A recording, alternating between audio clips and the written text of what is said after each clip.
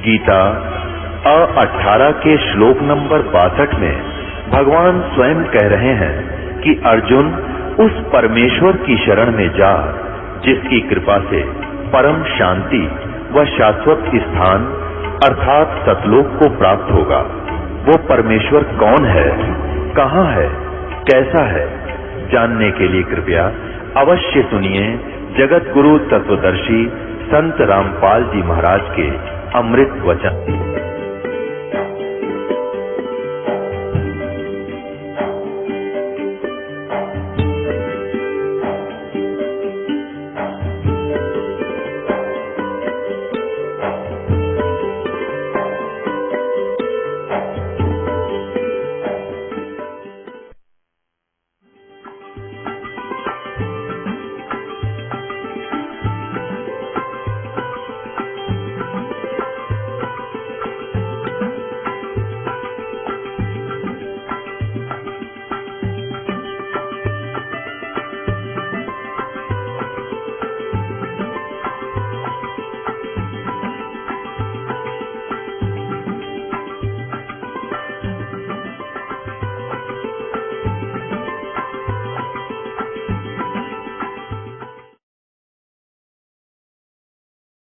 जैसे कि फरीद साहब जी कहते हैं कि फरीदा लभे दाख बजौरियां किकर बीजे जट हंडे उन कताएं दा पैंदा लोड़े पट कि जट बीजदा तां हैगा किकरां पल भालदा है बजौर देखदियां दाखां उधरों भेडां दी उन कतदा पर पहनण वास्ते भालदा रेशम। सो इस करके जो नाम है वो पूर्ण संत गुरु तो मिलदा है और पूर्ण नाम ही पूर्ण बीज है। नाम नाल ही पूर्ण मुक्ति हो सकती है और सतलोक जाया जा सकता है। फिर आके मैंने जी परम संत सतगुरु रामपाल जी महाराज जी तो 6 अक्तूबर 2004 वाले दिन प्रथम मंत्र प्राप्त किया और फिर 4 महीने बाद दूसरा और फिर सतगुरु रामपाल जी तो मतलब 8 दिसंबर 2011 नूं दास नूं और दास दे गुर भाई लाभ सिंह नूं दोहां नूं सानू सारनाम मिलिया और सानू पूर्ण मुक्ति की आस हुई। ते बिल्कुल क्लीयर बात है कि सतगुरु रामपाल जी महाराज पूर्ण संत हैं और क्योंकि इन्हां दे उत्ते वो सारियां बातां टुकदियां जो गुरु ग्रंथ साहिब दे विच साहिब श्री गुरु नानक देव जी कह के गए है। जिवें कि सतपुरुष जन जाणिया सतगुर तिसका नाओ तिन ही के संग सिख उधरे नानक हर गुण गाओ। जिसने सतपुरुष नूं देखिया ਉਹੀ सतगुरु कहा सकता है। सतपुरुष कबीर साहब ने उन्होंने ओह अज कल सतगुरु रामपाल जी महाराज बंदी छोड़ कबीर साहब का ही रूप हैं। इस करके आप पूर्ण सतगुरु हैं।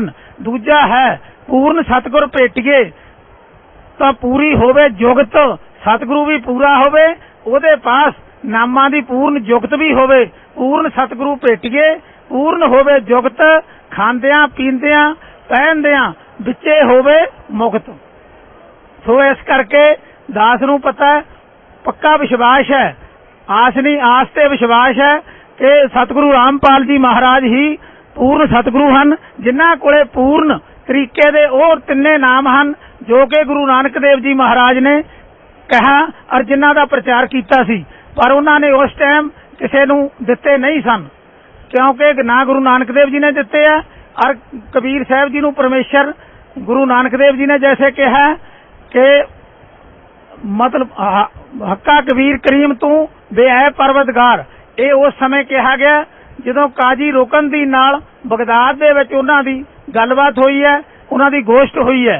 उदों काजी रोकनदीन ने सवालों दे विच कहा कि वो अल्लाह ताला दा क्या नाम है कहाँ रहता है तो गुरु नानक देव जी ने उस समय कहा हक्का कबीर करीम तू बेऐ परवतगार हे रोकनदीन वो कबीर परमात्मा है जो कि सतलोक दे विच रहिंदा है ते उत्थों आके सारिआं नूं मिलदा है ते मैनूं भी ओह बेई नदी दे उत्ते मिलिया सी। इस करके मैनूं उस आप दे सतलोक लेके गया सी फिर मैनूं उहने आप दा ज्ञान दिता सी। ये सब प्रमाण आप देख के आपने परम संत सतगुरु रामपाल जी महाराज से नाम उपदेश लिया। फिर सर पहले आप जैसे राधा स्वामी पंथ में थे और 21 साल तक आपने भक्ति भी की उसका आपको कोई लाभ नहीं मिला और फिर भिन्न भिन्न से आपने साधनाएं की अमृत भी चखा और सिख धर्म का धर्म प्रचारक भी आप रहे, उसका भी आपको कोई लाभ नहीं मिला।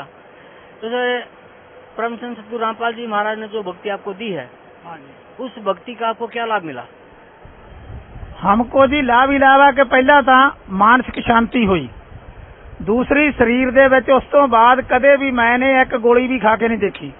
ਉਸ ਤੋਂ ਬਾਅਦ ਸਾਰੇ ਪਰਿਵਾਰ ਦੇ ਵਿੱਚ ਸੁੱਖ ਸ਼ਾਂਤੀ ਹੈ। ਫਿਰ ਮੇਰੀ ਪੁੱਤਰ ਵਧੂ ਹੈ, ਉਸ ਨੂੰ ਉਸ ਦੀ ਮਾਂ 28 ਸਾਲ ਦੀ ਉਮਰ ਦੇ ਵਿੱਚ ਉਹਦੀ ਮੌਤ ਹੋ ਗਈ ਸੀ ਯਾਰ, 6-7 ਮਹੀਨਿਆਂ ਦੀ ਛੱਡ ਕੇ ਗਈ ਸੀ। ਉਹੀ 28 ਸਾਲ ਦੀ ਉਮਰ ਦੇ ਵਿੱਚ ਪੁੱਤਰ ਵਧੂ ਨੂੰ 2008 ਦੇ ਵਿੱਚ ਛਾਤੀ ਦਾ ਕੈਂਸਰ ਹੋ ਗਿਆ। 6 ਜਨਾਨੀਆਂ ਨੂੰ ਹੋਰ ਸੀ। PGI ਚੰਡੀਗੜ੍ਹ ਦੇ ਵਿੱਚ ਉਹਨਾਂ 7 ਦਾ ਆਪਰੇਸ਼ਨ ਹੋਇਆ। ਉਹਨਾਂ ਤੋਂ ਫਿਰ ਉਹ ਮੇਰੀ ਪੁੱਤਰ ਵਧੂ ਨੂੰ ਇੱਥੇ ਲਿਆਂਦਾ ਗਿਆ। ਗੁਰੂਦੇਵ ਜੀ ਦੇ ਆਸ਼ੀਰਵਾਦ ਨਾਲ ਉਹ ਬਿਲਕੁਲ ਠੀਕ ਹੋ ਗਈ। ਅੱਜ ਕੱਲ੍ਹ ਉਹ ਬਿਲਕੁਲ ਕੰਮਕਾਰ ਕਰ ਰਹੀ ਹੈ ਆਪਦਾ। ਤੇ ਉਹ 6 ਜਨਾਨੀਆਂ ਹਾਲੇ ਵੀ ਕੈਂਸਰ ਪੀੜਤ ਹਨ, ਛਾਤੀ ਦੇ ਕੈਂਸਰ ਨਾਲ ਪੀੜਤ ਹਨ। ਉਸ ਤੋਂ ਬਾਅਦ ਐਕਸੀਡੈਂਟ ਨਾਲ ਮੇਰਾ ਚੂੜਾ ਟੁੱਟ ਗਿਆ ਸੀ, ਜੋ ਗੁਰੂਦੇਵ ਜੀ ਦੀ ਕਿਰਪਾ ਨਾਲ ਇਲਾਜ ਹੋਇਆ ਔਰ ਬਿਨਾਂ ਕਿਸੇ ਰਾੜ ਤੋਂ ਜਾਂ ਕਿਸੇ ਪਲੇਟਾਂ ਤੋਂ मैं ठीक है बिल्कुल। और बात है आध्यात्मिकता, जो हम पाल रहे थे, लभ रहे थे बहुत चिर तो कि सतलोक का रास्ता, वो सतगुरु रामपाल जी महाराज तो मिलिया और पूर्ण भगती दी उन्होंने, पूर्ण शांति है। इस करके मैं मतलब मैनू वो परमात्मा वाला रास्ता मिलिया, जो गुरु नानक देव का रास्ता है वो बिल्कुल पूरी तरह उस रास्ते दे उत्ते मैं चल रहे हैं। ते परमात्मा की रजा दे नाल एक दिन जरूर सतलोक जावांगे। जो संत सतगुरु रामपाल जी महाराज हैं वो गुरु नानक साहब दी बाणी मुताबक पूर्ण तौर ते हन, जो कि दुनिया भर दे विच किसी भी संत दे उत्ते वो बाणी पूरी नहीं हो सकती। उस बाणी दे मुताबक तिन्ने नाम देण वाले, सारी सृष्टि दी सारिਆਂ दी मुक्ति करन वाले, क्योंकि नाम लैके ही मुक्ति होएगी। और पूर्ण नाम सतगुरु रामपाल जी महाराज जी दे रहे हैं। गुरु नानक साहब का असल रास्ता है ते जो कि मैं लेके चलिया ते हर एक नूं चलना चाहिए। तो भगत समाज को या सिख धर्म के आप प्रचारक भी रहे हैं, उस प्रचारक के हैसियत से आप सिख समाज को और भगत समाज को क्या संदेश देना चाहते हैं?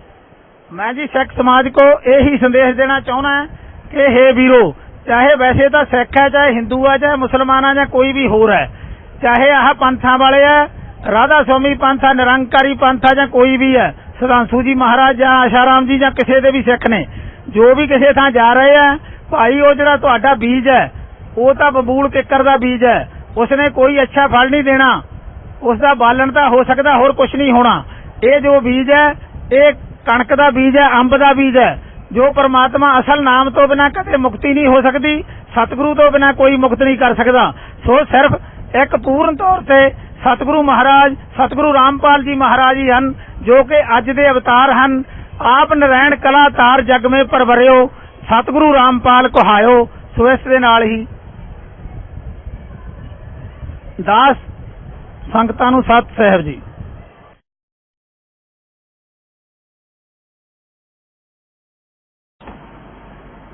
परम पिता परमात्मा पूर्ण ब्रह्म, सारी सृष्टि के रचनार कबीर परमेश्वर जी की असीम रजा से आप सभी पुण्यात्माएं परमेश्वर की महिमा सुनने के लिए उपस्थित हैं।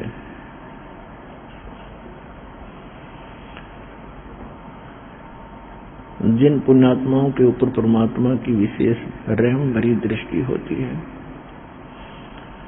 वही पुण्यात्माएं ये समय निकाल पाते हैं। अन्यथा आप अन्य समाज को और अपने पिछले इतिहास को खूब देख सकते हो। हमारे दादे परदादे मर गए इसी निरुहा के कोल्लू में, सुबह से लेकर शाम तक जुड़े रहे और मर ही गए, उनका काम पूरा नहीं हुआ। ऐसे ही हम उसी स्पीड से, उसी गति से, इस ज्ञान की प्राप्ति से पहले हम भी उसी क्रिया में व्यस्त थे और उसको मनुष्य जीवन का अंतिम उद्देश्य मान रखा था। जब हमें सत्संग सुनने को मिला, ये तत्व ज्ञान की रोशनी हृदय के अंदर हुई, उसके बाद पता चला कि मनुष्य जीवन का मूल कार्य कौन सा है। इससे पहले हमने अपना यही मूल कार्य मान रखा था कि संतान हो जा, उसके बाद संतान की परवरिश कर दें, उनका विवाह कर दें, उनके फिर संतान हो जा, हमारा कुल चल जाए और फिर हम बेशक मर जाएं, नो प्रॉब्लम, हमारा काम पूरा हुआ। ऐसे सुनने को हमें मिलता था। ये बूढ़े बुजुर्ग बैठकर बतलाते थे तो यही कहा करते, भाई हमारा काम पूरा हो गया, बच्चों का विवाह कर दिया और इनका संतान दे दी परमात्मा ने, अब हम बेशक मर जाएं, हमारा काम पूरा हुआ। अब पता चला कि उन्होंने जो मनुष्य जीवन का कार्य था तो स्टार्ट भी ना किया, पूरा खाक हुआ था। ये क्रिया तो पशु पक्षी भी करके मर जाते हैं जो एक मानव कर रहा होता है। भक्ति बिना नरखर एक है, जिन हर पद नहीं जाना। ये सूक्ष्म वेद कितना गजब का ज्ञान है कि बिना भक्ति के मनुष्य और गधे में कोई अंतर नहीं। अपने कर्मों के भार से सभी लदे फिर रहे हैं और जिन्होंने हर पद नहीं जाना, हर पद का अर्थ है गीता अध्याय नंबर 15 के श्लोक नंबर 4 में कहा कि तत्वदर्शी संत की प्राप्ति के उपरांत परमेश्वर के उस परम पद की खोज करनी चाहिए जहां जाने के बाद साधक फिर लौटकर कभी संसार में नहीं आते। और जिस परमेश्वर ने सर्व ब्रह्मांडों की रचना की है, जो कुल का मालिक है, केवल उसकी भक्ति करो। तो ये कहना चाहते हैं परमात्मा के जो भक्ति भी कर रहे हैं और जिनको उस परम पद के पाने की विधि प्रॉपर है नहीं, ज्ञान नहीं है, तो वो भी मनुष्य जीवन व्यर्थ करे। अब आप अपनी किस्मत को जांच कर देखना, अन्य जो संतों के पास बोले श्रद्धालु अपना जीवन नाश कर रहे हैं, वो कौन सी साधना कर रहे हैं और आपको क्या अमृत और क्या वो खजाना प्राप्त हुआ है जो उनके आसपास भी नहीं है। आपको वो ज्ञान और वो भगवान और वो मूल मंत्र मिले हैं जो कुछ महापुरुषों के अतिरिक्त आज तक किसी को प्राप्त नहीं हुए थे। उन महापुरुषों में से गिने चुने ये 5, 6, 7 महापुरुष हैं। आदरणीय धर्मदास साहिब जी, आदरणीय मुल्कदास साहिब जी, आदरणीय नानक साहिब जी, आदरणीय दादू साहिब जी, आदरणीय गरीबदास साहिब जी गांव छुरानी जिला झज्जर हरियाणा वाले, आदरणीय गीसादास साहिब जी गांव केखड़ा जिला बागपत उत्तर प्रदेश, और नामदेव जी, यानी कुछ महापुरुषों को परमात्मा विशेष रहम करके मिले। इनको ये मंत्र प्राप्त हुए थे। इनको आगे प्रतिबंध लगा दिया था कि अभी इनको अन्य समाज में डिक्लेयर ना करना, डिस्क्लोज नहीं करना, नहीं तो बिचली पीढ़ी तक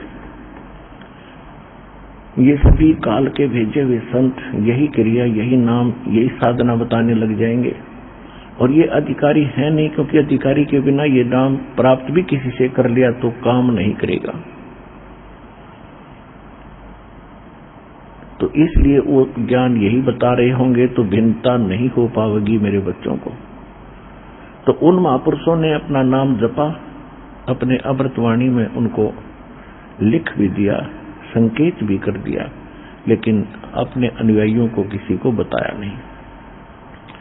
अब उस शेष कार्य को संपूर्ण करने के लिए परमात्मा ने अपने इस कुत्ते को रामपाल दास को भेजा है, जो आज भौंक रहा है, आपको जगा रहा है, और आप कुंभकर्ण की नींद सोए पड़े हो।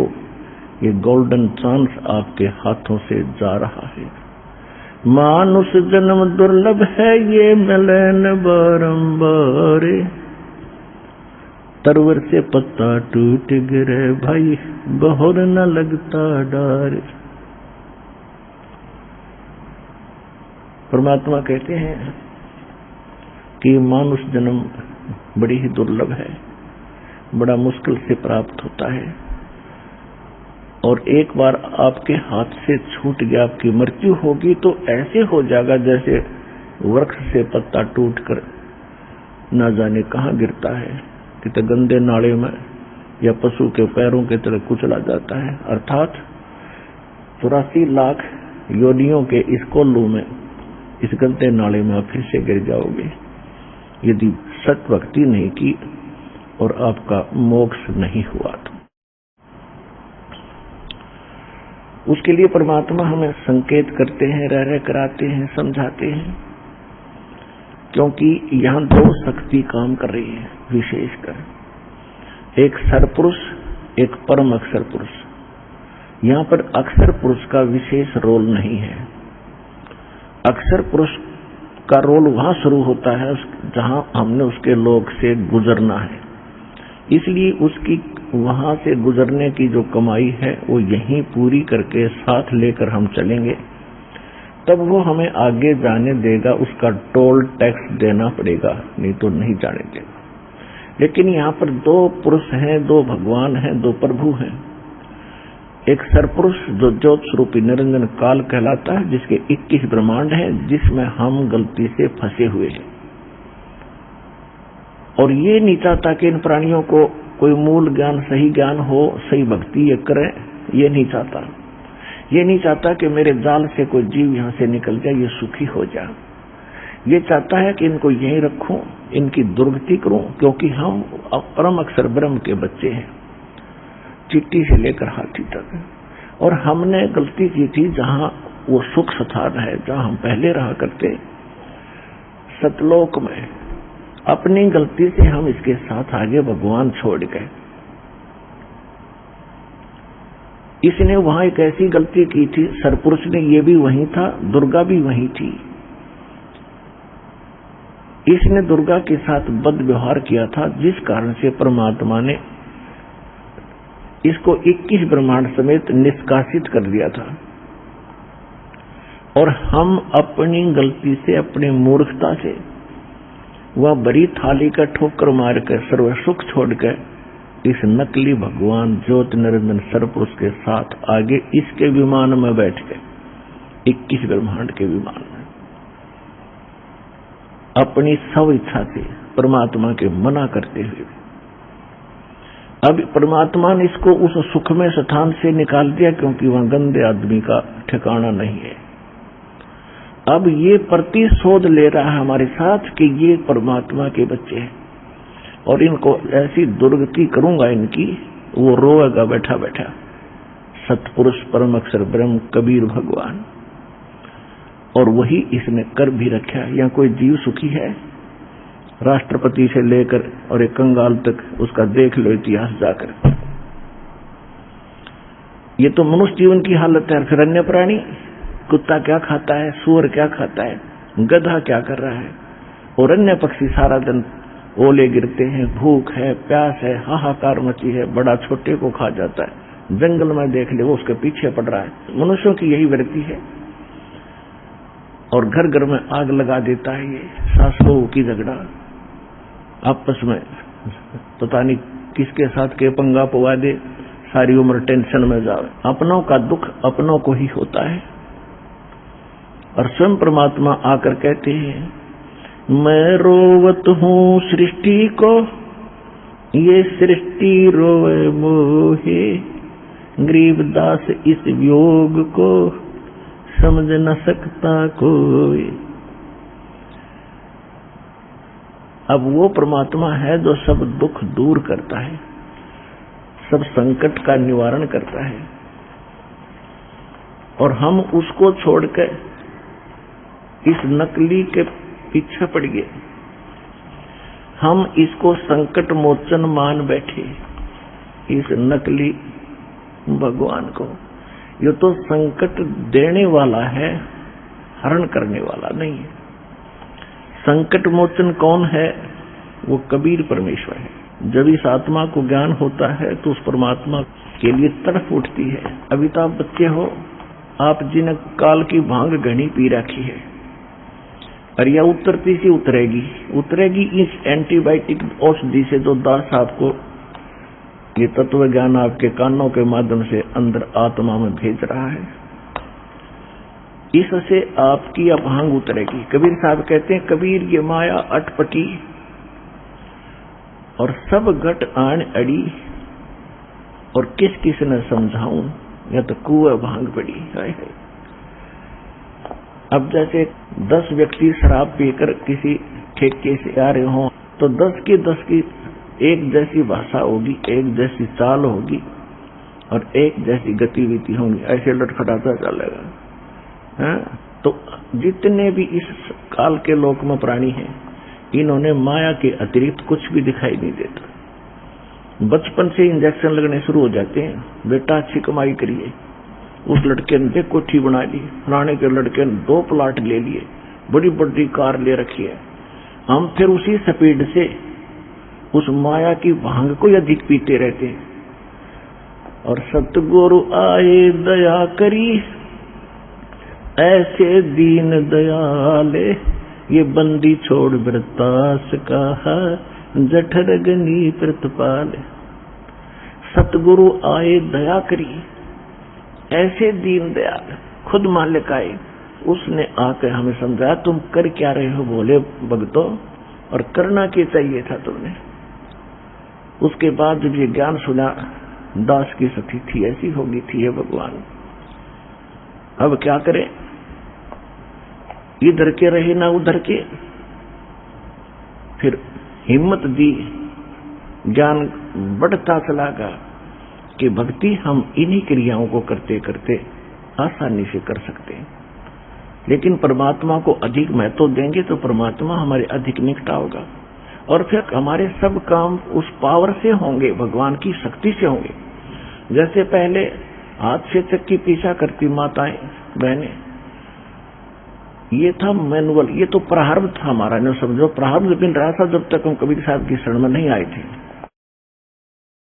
और जब इलेक्ट्रिक होगी ये सब चक्कियां, अब बटन दाब दे, कट्टा कट 1 घंटे में 1 क्विंटल पीस ले।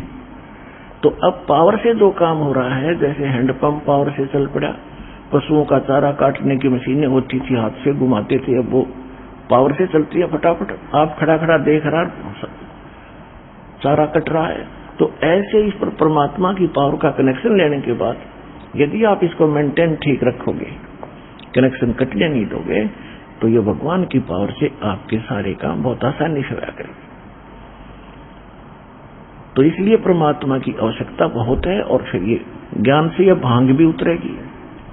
संकट मोचन कष्ट हरण हो, मंगल करण कबीर के आगे शरण तेरी। संकट मोचन कष्ट हरण हो, मंगल करण कबीर के आगे शरण तेरी। पहले तो मोहे ज्ञान नहीं था, प्रेम बनाना तेरे में। पहले तो मोहे ज्ञान नहीं था, प्रेम बनाना तेरे में। दीन जान के माफ कीजियो, ये खता हुई बिन बेरे में। दीन जान के माफ कीजियो, खता हुई बिन बेरे में। अनगिन अवगुण भरे मेरे में, माफ करो तकसीर के आगे शरण तेरी। संकट मोचन कष्ट हरण हो, मंगल करण कबीर के आगे शरण तेरी। ये जम्बुक वाली रैन 84, आन गिरा हूँ घेरे में। या जम्बुक वाली रात 84, आन गिरा हूँ घेरे में। ऊंची ऊंची लाई छलांगा, यत्न किए बहु तेरे में। ऊंची ऊंची लाई छलांगा, यत्न किए बहु तेरे में। काम क्रोध अहंकार लोभ की ये मोटी जड़ी जंजीर के आगे शरण तेरी। संकट मोचन कष्ट हरण हो, मंगल करण कबीर के आगे शरण तेरी। कर्म कुसंगत बहुत किए, वो जाते हैं नहीं कहे, आके आप संभालो दाता, 84 में जाह बहे। आके आप संभालो दाता, 84 में जाह बहे। जन्म मरण के कष्ट सहे, अब मिटो जन की पीर के आगे शरण तेरी। संकट मोचन कष्ट हरण हो, मंगल करण कबीर के आगे शरण तेरी। गुप्त रूप से सब काज सारते, जो भी विपता आने पड़े। गुप्त रूप से सर्व काज सारते, जो भी विपता आने पड़े।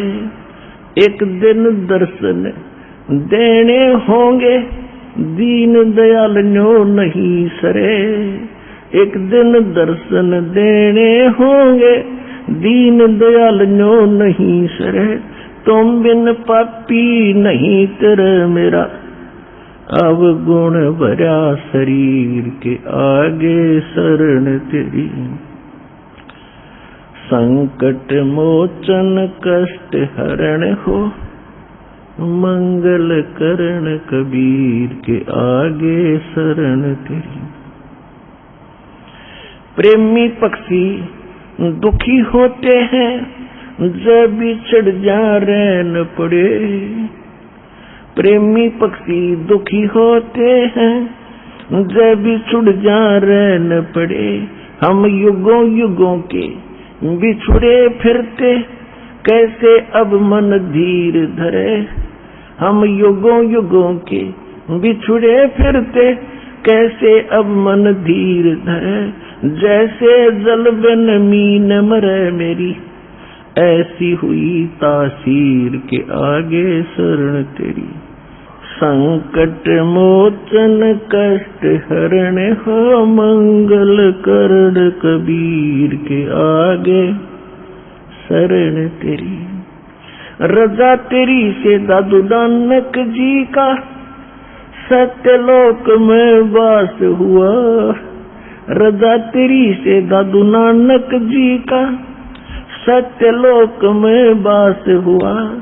100% उत्तर कीने, तब धर्मदास के विश्वास हुआ। 100% उत्तर कीने, तब धर्मदास के विश्वास हुआ। भगत के कारण खवास हुआ, जागी सुल्तानी की तकदीर के आगे शरण तेरी। संकट मोचन कष्ट हरण हो, मंगल करण कबीर के आगे शरण तेरी। हिरण वाला पैर उलझा लिया, पड़ मोह माया के चक्कर में। हिरण वाला पैर उलझा, पड़ मोह माया के चक्कर में। अब मोह ज्ञान हुआ मैं आ गया, इस काल बली के टक्कर में। अब मोह ज्ञान हुआ मैं आ गया, इस काल बली के टक्कर में। हरदम तेरा करूं जिक्र में, आन पड़ी मोह भीड़ के आगे शरण तेरी। संकट मोचन कष्ट हरण हो, मंगल करण कबीर के आगे शरण तेरी। पावचनों के लालच में या बंदर वाली मूठ गई। पावचनों के लालच में या बंदर वाली मूठ गई।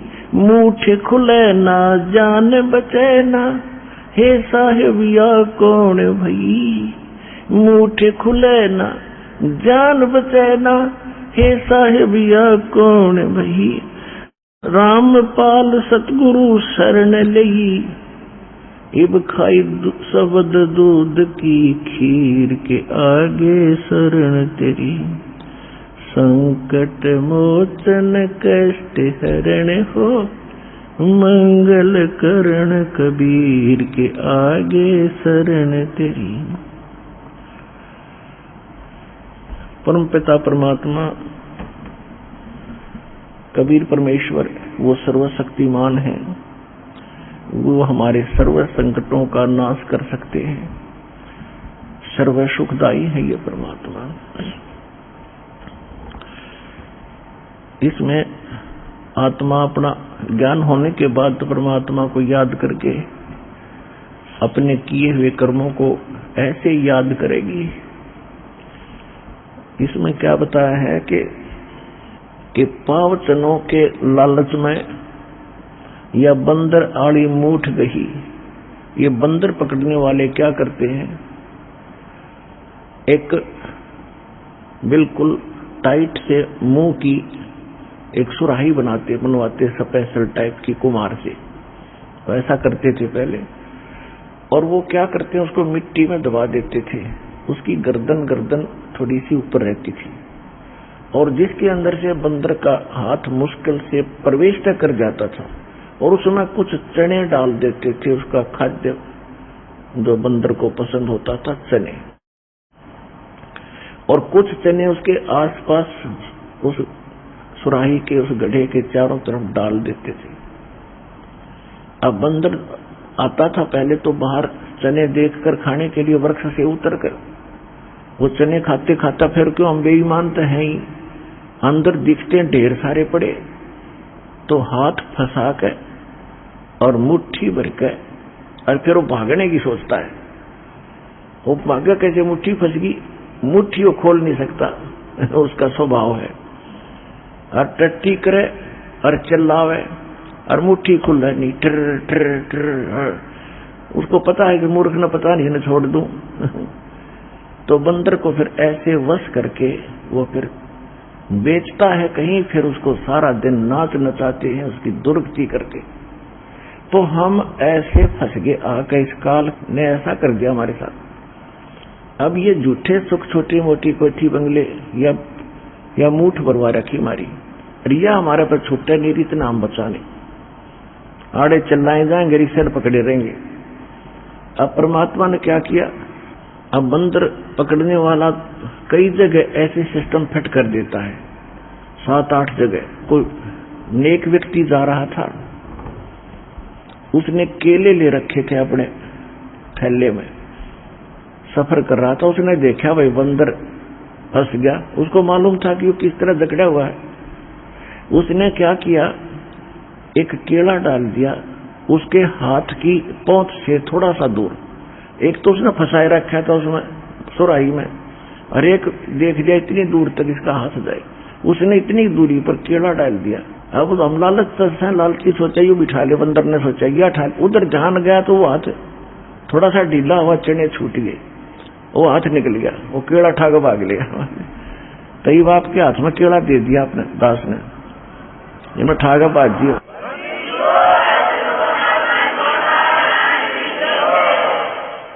अब ये सतलोक का सच्चा सुख आपको याद दिला दिया, और ये भक्ति रूपी केड़ा आपके हाथ में दे दिया, तो इसको पकड़ने के लिए आपने वह मूठ छोड़ के आनी पड़ी। अब यहाँ आए हो न, यह मूठ छूटे नहीं थी, हमारे दादे परदादे मर गए, उड़े चिल्ला गए। अब परम पिता परमात्मा स्वयं आते हमें सुखी करने के लिए, और हम पहचान नहीं सके अपने भगवान को, इसलिए परमात्मा कहते मैं रोवत हूँ सृष्टि को, और ये रोवा मुझे। ये कहते हैं सर्व संकट मोचनहार, हे समर्थ शक्तिवान, हे सच्चे भगवान। हम राम कृष्ण हनुमान के पुजारी थे, और जब आपत्ति आती थी तो कहा करते हे सच्चे भगवान, तो इसे सिद्ध है भी याद आवा कि ये सच्चे नहीं थे, क्योंकि इनकी भक्ति करते करते दुख आ गया, तो ये सच्चे की हुए। तो फिर नो करा करते हे सच्चे मालिक, हे सच्चे भगवान, तो अब हमको पता चला सच्चा भगवान कौन है, तो ये है वो सच्चा भगवान। तो हम रोते हैं, परमात्मा कहते मैं रोता हूं सृष्टि को, तुम्हें रो रहा हूं, तुम्हारे लिए भटक रहा हूं कि तुम जिनकी पूजा कर रहे हो ये सुख नहीं दे सकते, तुमने दुख तो दे सकते। कौन दे सकता है दुख? ये काल भगवान। और ब्रह्मा विष्णु महेश और दुर्गा ये तो अपने ना सुख दे सकते ना दुख दे सकते, आपका किया कर्म ही दे सकते हैं।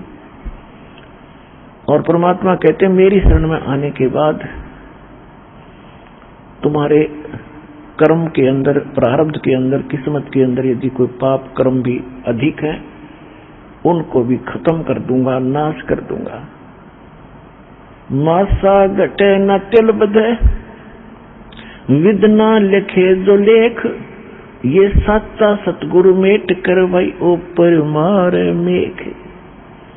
जम जो राजा से डरे ये मिटे कुरुम के लेख, अदली असल कबीर हैं ये कुल के सतगुरु एक। परमात्मा भी कहते हैं अमर करू सतलोक पठाऊं, तात बंदी छोड़ कहाऊं, बंदी छोड़ हमारा नामम, अदर अमर है अस्थिर ठामम। जब ही सतनाम हृदय धरो भयो पाप को नाश, जैसे चिंगारी अग्नि की बई पड़े पुराण गास। परमात्मा कहते हैं मेरे पास एक ऐसा जालिम मंत्र है, इसका सच्चे ढंग से सच्चे संत से प्राप्त होने के बाद आपके असंग जन्मों के जो संचित कर्म हैं या प्रारब्ध के कर्म हैं उनको ऐसे फूंक देगा जैसे सूखे घास को एक माचिस की तिल्ली से 1000 टन पड़ा हो, एक माचिस की सीख जला कर लगा दो सारा बक्कट ठा देगी और फिर चलेगी तेज हवा, उसको कहीं का कहीं पटक देगी, ठाकर मैदान साफ हो जाएगा। ऐसे परमात्मा के सतनाम के अंदर वो पाप नाशक शक्ति है। जैसे सूरज के आगे बदरा ऐसे कर्म छयारे, प्रेम की पवन करे चतुर्मुंदन जल के तेज नयारे। जैसे सूरज के आगे बादल, सूर्य के सामने बादल आ जाते हैं तो सूर्य का जो वास्तविक प्रकाश में प्राप्त नहीं हो रहा जो लाभदायक है, और फिर तेज हवा चलती है तो बादल इधर उधर बिखेर देती है तो सूर्य का वो स्पष्ट प्रकाश हमारे तक पहुंच रहा होता है। ऐसे आत्मा और परमात्मा के बीच में हमारे पाप कर्मों की ये बादल छा गए। उसके लिए परमात्मा ने कहा कि जैसे सूरज के आगे बादल बदरा ऐसे कर्म छयारे, और प्रेम की पवन करे चितमंजन, फिर जल के तेज नयारे। परमात्मा में प्रेम जागेगा। प्रेम जब जागेगा हम परमात्मा के गुणों से परिचित होंगे, हम फिर इसके ऊपर आसक्त होंगे, आशिक होंगे, कभी रोएंगे कभी गाएंगे और सतलोक के उस सुख को हम रह रहकर याद करेंगे। तो फिर इस मंत्र के जाप से आपकी आत्मा साफ होगी। आत्मा साफ होगी तो आपका प्रेम बढ़ेगा भगवान में, परमात्मा की चर्चा चलेगी, आंखों से आंसू आने शुरू हो जाएंगे। तो वो प्रेम की पवन चलने से फिर वो प्यार के जो आंसू उमड़ने लगे, फिर वो पापों का नाश होने लगेगा। ये पहचान होगी आपकी। अब परमात्मा, जैसे दास आपको बहुत बार सुनाया है, सुनाता रहा हूं कि एक समय रामानंद जी को परमात्मा मिले थे। 5 वर्ष की आयु में फिर उनको सचखंड लेकर गए थे, वापस छोड़ा था। उसके बाद रामानंद जी परमात्मा से परिचित हुए थे कि सचमुच एक स्थान है जहां हम सुखी हो सकते हैं, हमारी जन्म मृत्यु सदा के लिए समाप्त हो सकती है। और उनको ये भी विश्वास हो गया था कि कबीर परमात्मा है। परमात्मा ने फिर उनको एक आदेश दे दिया था, ये समझ लो कि इस गुरु शिष्य की मर्यादा बनाए रखने के लिए आप जी ने ये भूमिका मेरी आज्ञा से करनी पड़ेगी। आप मेरे गुरु रूप में रहोगे और क्रिया वो करोगे जो दास बता रहा है, आपको दिखा भी लाया है। और क्योंकि मेरे से ये कोई भी उपदेश नहीं ले रहा, विशेषकर ब्राह्मण वर्ग। और आप भी को भक्ति जारी रखो और इस प्रथम 5 नाम को ही देना और मंत्र नहीं देना, जो दास आपको साथ देता है। लेकिन रामानंद जी सारा कुछ देख भी लिया था, और स्वामी रामानंद जी वेदों के बहुत बड़े ज्ञाता माने जाते थे, क्योंकि ये नकली ऋषि जितने हुए सारे ही हमें बहका रहे थे। हम इनको विद्वान मानते थे, वेदों कोई इन्होंने कंठस्थ याद कर रखा था। कोई ब्राह्मण चतुर्वेदी कहलाता था, जिसने 4 वेद घोट रखे थे, कंठस्थ याद थे, वो चतुर्वेदी कहलाता था। जिसने 3 वेद याद करा करते उनकी परंपरा में, तो उनको त्रिवेदी कहने लगे। जिसने 2 वेदों को कंठस्थ याद कर रखा था, उसको द्विवेदी कहते थे। और इनको वेदों के बारे में कै ख का पता नहीं था, कै ख भी नहीं जानते थे। ऐसे स्वामी रामानंद जी विद्वान पाक रहे थे, बड़े विद्वान हैं, वेदों का बड़े गूढ़ रहस्यों को जानने वाले। और रामानंद जी परमात्मा से वो ज्ञान रह रहकर सुना करते थे। उधर से केवल ब्राह्मण वर्ग ही रामानंद जी के पास दीक्षा लेने आ रहा था। कबीर परमेश्वर से ब्राह्मण वर्ग दीक्षा नहीं ले रहा था, तो परमात्मा ने वो भी चाबी लानी थी, क्योंकि बच्चे तो ब्राह्मण भी भगवान के ही हैं।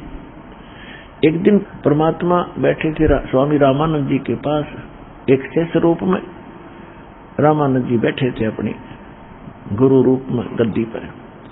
एक ब्राह्मण आया, महादुखी, सब जगह भटक करके अंत में वो स्वामी रामानंद जी के पास आया था। अब स्वामी रामानंद जी से उसने दीक्षा भी ले रखी थी, और स्वामी रामानंद जी के बताए अनुसार उसने साधनाएं अनुष्ठान भी किए, लेकिन उसका कोई संकट निवारण नहीं हुआ। उसके 2 पुत्र 2 पुत्री थी, पत्नी थी, सभी मानसिक रोग से पीड़ित थे, कोई अपाहज स्थिति में पड़े थे, बड़ा कैर टूट रहा था। जब स्वामी रामानंद जी को वो अपनी व्यथा बता रहा था कि महाराज मैंने आपके बताए अनुसार सब साधनाएं कर चुका हूं और मुझे कोई लाभ नहीं हो पा रहा, क्या करो? तो स्वामी रामानंद जी ने कहा कि देखो भक्त, मैंने जो क्रियाएं बताई इनसे राहत मिलनी चाहिए थी। यदि राहत नहीं मिली है तो ये तेरी किस्मत में लिखा हुआ प्रारब्ध का कर्म है, और ये तो ब्राह्मण भोगना पड़ेगा। उदाहरण दिया कि जैसे श्री रामचंद्र जी ने बाली को मारा था, सुग्रीव के भाई को, एक वृक्ष की ओट लेकर धोखा देकर, तो उसका बदला भी श्री कृष्ण रूप में उन्होंने उसी को से देना पड़ा। एक शिकारी बनकर वो बाली वाली आत्मा त्रेता युग में जन्मी, श्री कृष्ण राम यानी विष्णु वाली आत्मा, राम वाली आत्मा थी, और अंत में उस शिकारी ने श्री कृष्ण जी के पैर में तीर मारा, विषाक्त जहर से बुझा हुआ, जिससे श्री कृष्ण की मृत्यु हुई।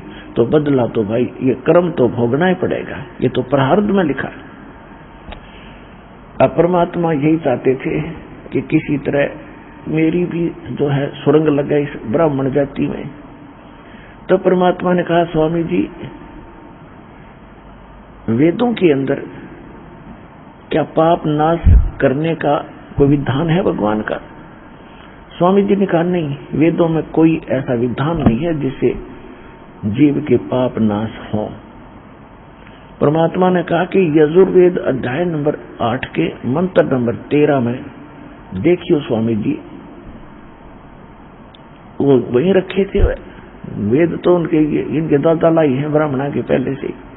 उसने तुरंत खोल कर देखा, उसमें 6 बार लिख रखा है कि परमात्मा घोर पाप का विनाश कर दे। तो परमात्मा कहने लगे, मोती मुक्ता दर्शत नाही, ये जग है सब अंधरे, दिक्कत के तो नैन चश्म इनके फिरा मोतिया बिंदरे। अब रामानंद जी वो जानते थे उनको कि केवल कबीर दानक नहीं, ये परमात्मा है, लेकिन हमारी बुद्धि फिर भी कहीं ना कहीं स्लिप कर ही जाती है। रामानंद जी आंखों देखकर भी कभी कभी ये सोच लेते थे कि हो सकता है इन्होंने कोई लीला करके मुझे वैसे ही ऊपर नीचे कर दिया हो, लेकिन जब ऐसे ऐसे उदाहरण सामने रखते थे फिर वो दृढ़ हो जाते थे कि ना वो भगवान है। तो बता, वेदों को जाना हमने पढ़ पढ़ कर मर गया, हमारा समझ में नहीं आई। यहाँ परमात्मा कहते हैं गुरु बिन वेद पढ़े जो प्राणी और समझे न सार रहे ज्ञानी। गुरु बिन काहू न पाया ज्ञाना, जो थोथा पूछरे मूड किसाना। तो परमात्मा ने कहा कि स्वामी रामानंद जी वेद क्या कह रहे हैं, ये पूर्ण परमात्मा परम अक्षर ब्रह्म सर्वगतम ब्रह्म सभी पापों का नाश कर देता है। उसकी साधना वेदों में नहीं है। यजुर्वेद अध्याय नंबर 40 के मंत्र 10 में ये स्पष्ट कर देता है गीत वेद ज्ञान दाता कि परमात्मा को कोई तो साकार कहते हैं, कोई निराकार कहते हैं। निराकार तो उसको कहते हो दिखता को नहीं, साकार मानते हैं जैसे रामकृष्ण रूप में आगे नहीं। वेद कहते हैं परमात्मा उत्पन्न होता है या नहीं होता है, इसकी जानकारी तत्वदर्शी संत जानते हैं, उनसे मिलो। यही गीता अध्याय नंबर 4 के श्लोक 32 और 33 का आशय है।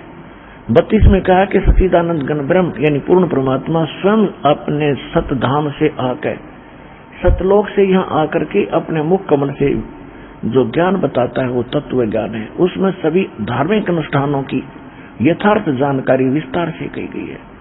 चौथे अध्याय के 34वें श्लोक में कहा कि उस तत्व ज्ञान को तू तत्वदर्शी संतों के पास जाकर समझ। उनको दंडोत प्रणाम करने से और कपट छोड़कर उनसे प्रसन्न करने से वो तत्वदर्शी संत तुझे उस परमात्म तत्व का वो तत्व ज्ञान बताएंगे। तो वो ज्ञान वो तत्वदर्शी संत तुम्हें नहीं मिला, जिस कारण से यह बात बिगड़ी। और वो मंत्र स्वामी जी मेरे पास है जो ये सारे पाप नाश कर सकता है। अब दुखी आत्मा तो खोजती है कि तब भनक पड़ गया। तो पंडित जी जो था दुखी, उसने पूछा जी आप कौन हो, कहां से हो? परमात्मा ने बताया मैं धानक हूं भाई दुल्हा, और कबीर मेरा नाम है, और वहां मेरी झोपड़ी है, और मैं स्वामी जी का शस ताजा ताजा बना हूं। अब वो जान गया कि शस कौन है। ऐसी गजब की बात, स्वामी जी ने वेदों का कख भी ज्ञान निर्यो वेद मंत्र बतावे। वो तो पता पर पूछ कर सामने जा लिया, माथा टेके जाके परमात्मा के चरणों में अकेला गया। जो ही मालिक ने सिर पर हाथ रखा वो भी एकदम टनों भार उतर गया। ओए होए होए, परमात्मा बोले नाम ले भाई, यो तो एक फर्स्ट एड है तेरी, ये बता रोग बहुत गणा तेरे।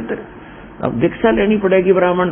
और एक बात और सुन ले, यदि तूने दीक्षा लेकर और कहीं लोक लाज कर दी और नाम भी नहीं बताया गुरु का शर्म के मारे, तो तेरे पे वो जो का तो कहर फिर दे देगा। ये काल बड़ा भयंकर है। ने बोला जी मैं तो मरा पड़ा हूं और ब्राह्मण समाज ने मेरे के दे दिया, मेरी तो दुर्गति हो रही है। कहीं भी रिश्तेदारी में जाता हूं मुंह मोड़ लेते, कुछ सोने भी नहीं देता। ये भगवान आज आपके आशीर्वाद से मुझे कितना सारा मिला। परमात्मा बोले पूरे परिवार को नाम दिला, कर टूट रहा तो सुखी होगा। अब घर गया, अपने दोनों बच्चों को लाया, पहले लड़कों को, क्योंकि हमारे अंदर थोड़ी थोड़ी रहती है सही कि पहले लड़कों पर ट्राई कर लेता हूं। लड़के ऐसा बुरा हाल पाएंगे, मुंह ऐसे टेढ़े टेढ़े सता रखे प्रेतों और संस्कार ने। परमात्मा के पास लाए, आशीर्वाद लिया और उनको मंत्र दिया। उनको काफी उसी समय काफी राहत मिली और धीरे धीरे हफ्ते 10 दिन महीने 2 महीने में कति ठीक हो गए। फिर दोनों लड़कियों को लाया, अपनी पत्नी को नाम दिलाया। फिर परमात्मा क्या नहीं करते, धीरे धीरे उसकी आर्थिक स्थिति भी बहुत सॉलिड होगी, सुदृढ़ होगी। अब वो तो डटे नहीं डटे, जो भी मिले उससे आगे कहे कबीर परमात्मा उतरे हुए पृथ्वी पे, भगवान आ रहे हैं। यो धानक नहीं रहे भगवान है, ये दुल्हा नहीं रहे भगवान है। ये कबीर पर्वत पर्वत में फिरा, कारण अपने राम, राम जैसे संत मिले भाई जिन सारे सब काम। ऐसे ही और भी कई अन्य जाति वाले भी परमात्मा के पास आने लगे, दीक्षा लेने लगे।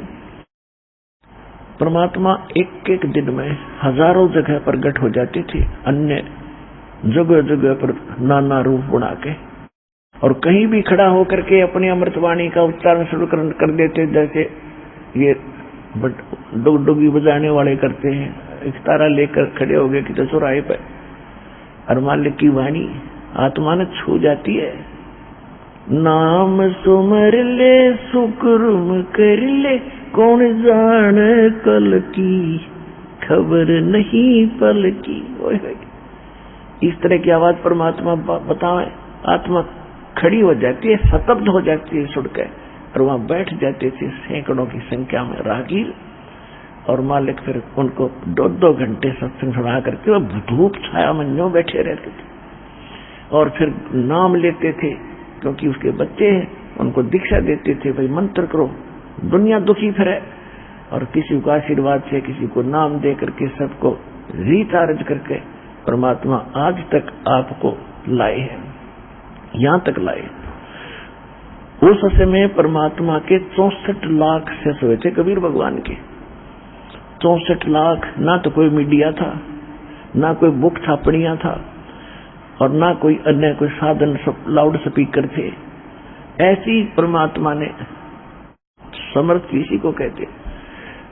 हिंदुस्तान इंक्लूडिंग बलोचिस्तान, अफगानिस्तान, पश्चिमी पाकिस्तान, पूर्वी पाकिस्तान, इराक, ईरान और गजनीव तक ये सारा भारत था, और उस समय सारे भारत की आबादी मुश्किल से 4 करोड़ होगी, और 4 करोड़ आबादी में 64 लाख से एक धानक के जुलाई के होना ये कोई बालकों का खेल नहीं है। और फिर बिना पहचान पाए कि कबीर इज गॉड, सबको सुख दिया दाता ने, जो भी आ गया, क्योंकि तो अपना पिता है, और ये तो शीतल सथल है, यानी एसी रूम है, धूप में जलता हुआ व्यक्ति कोई बढ़ जाओ उस एसी कमरे में तुरंत शांति होती है। तो परमात्मा काल तो है यू आग अंगार बरसा रहा हमारे, और ये मालिक हमारे ऊपर शीतलता बरसाते हैं। तो ऐसे लाखों भगत शेष हो गए। एक पंडितानी थी, शारदा नाम था उसका, उसका बेटा बहुत विद्वान था। विद्वान तो खाकता पर प्रसिद्ध था, जिसे ये विद्वान थे ऋषि जी, चारों वेद घोट लिए, वो विद्वान हो गया। उसने हिंदुस्तान के सभी विद्वान ब्राह्मणों को शास्त्रार्थ में पराजित कर दिया। तो ऐसा विद्वान था वो, और उसकी माता इतनी दुखी थी कि अंतिम सांस गिने थी। उससे पहले उसने अपनी माता के लिए भी खूब जंतर मंत्र कर लिए, सारे वेदों के अनुष्ठान कर दिए, उसको कोई राहत नहीं मिली। उस शारदा ने जहां भी किसी ने कोई साधु संत बताया, उसी के पास जाकर उसने अपना दुखड़ा रोया, और जिस भी संत ने जो कुछ भी क्रिया बताई उसने सारी करी, कोई राहत नहीं मिली। तो सभी ये कह देते थे कि शारदा, ये तेरे प्रारब्ध का दुख है, तेरी किस्मत में लिखा ही तो भोगना पड़ेगा। लेकिन आत्मा फिर भी नहीं मानती, क्योंकि उसको मालूम है कि भगवान सब सुख कर सकता है। तो दूसरे संत के पास गई, फिर तीसरे के पास गई, अंत में वह कति कंडेम होगी, राहत मिली नहीं कति। अब परमात्मा कहते, सो छिद्र मैं करूं अपने जन के काज।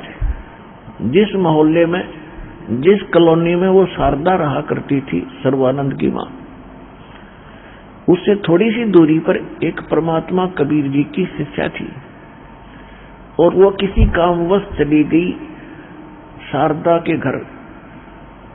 पहले जाकर कुशल मंगल पूछा तो उसने बताया। शारदा ने कहा, बहन कुशल क्या बताऊं, मैं तो अंतिम सांस गिन रही हूं, बहुत दुखी हूं, मैंने सब जगह क्रियाएं कर चुकी हूं।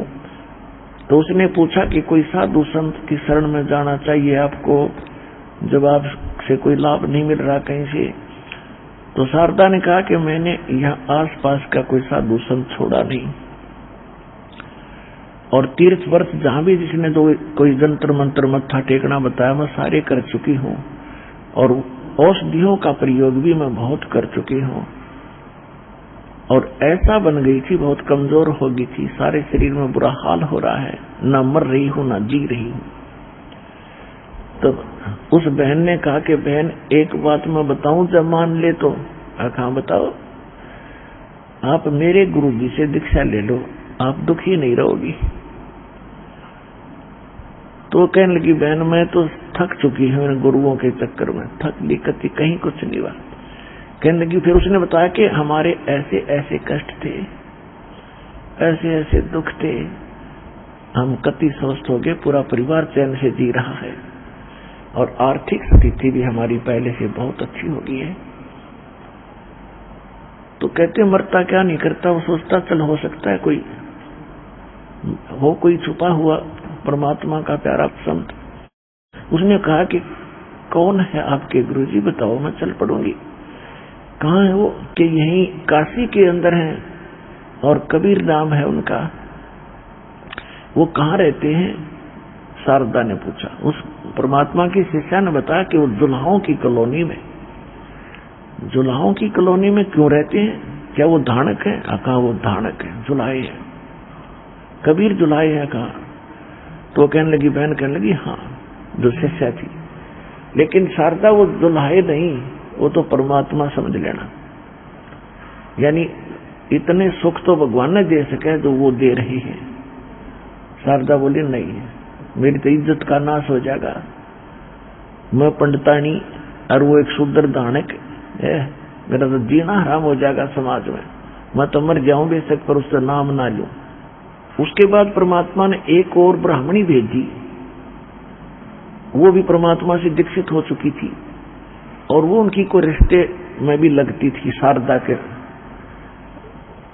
भेजी का मतलब यह है कि कुछ ऐसा कारण बनाया। अब भेजने का तात्पर्य करता तो परमात्मा है, करे करावर साइया मन में लहर उठा और दादू शरदर जीव के वो आप बगल हो जाए। तो वो ब्राह्मणी जो थी वो भी बहुत दुखी थी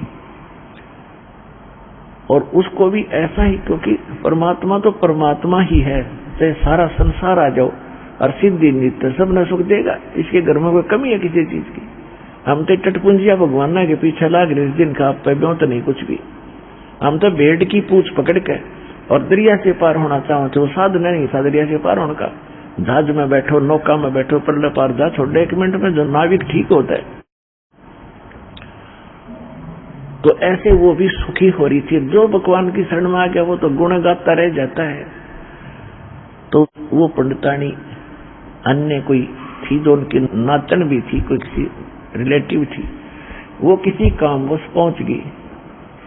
कुशल मंगल पूछा, देखा कि आपका तो बहुत बुरा हाल है, बहन क्या हुआ आपको? शारदा से पूछा तो उसने सारा दुखड़ा रोया।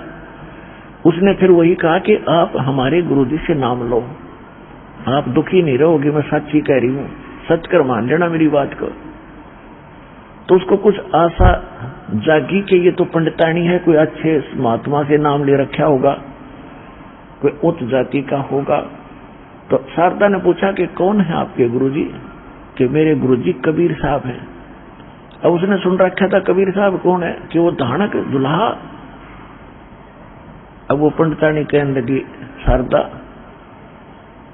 अब इस भाषा ने छोड़नी पड़ेगी तने, वो दुल्हा नहीं, वो परमात्मा उतरे आज के दिन में, इस पृथ्वी में भगवान बैठे। मैं बोली अपना काम करे, है तूने नाम ले रखा वहां से? हाँ मैंने नाम ले रखा कि हमारा आइए विनाश के बाद तू तो भ्रष्ट होगी है शूद्र की, हम तो जगत के गुरु है ब्राह्मण, तू तेने नाम ले लिया धानक और शूद्र से। तो उस पंडितानी ने कहा कि मैं तेरा कति नहीं आऊंगी, मैं तो तेरा दुख देखकर आज तुझे सलाह दे रही हूं कि आज, क्योंकि हमने ज्ञान हो गया है, तेरे को ज्ञान नहीं है शारदा। आज तू पंडितानी है और तू ये भी ज्ञान सुनती है कि मरने के बाद कोई अन्य भी जूनी धारणी पड़ सकती है। हाँ पड़ सकती है, कल ने तू गधी बन सकती है, तेरी इज्जत कहां जाएगी? फिर पंडितानी बनी रहेगी वहां तू।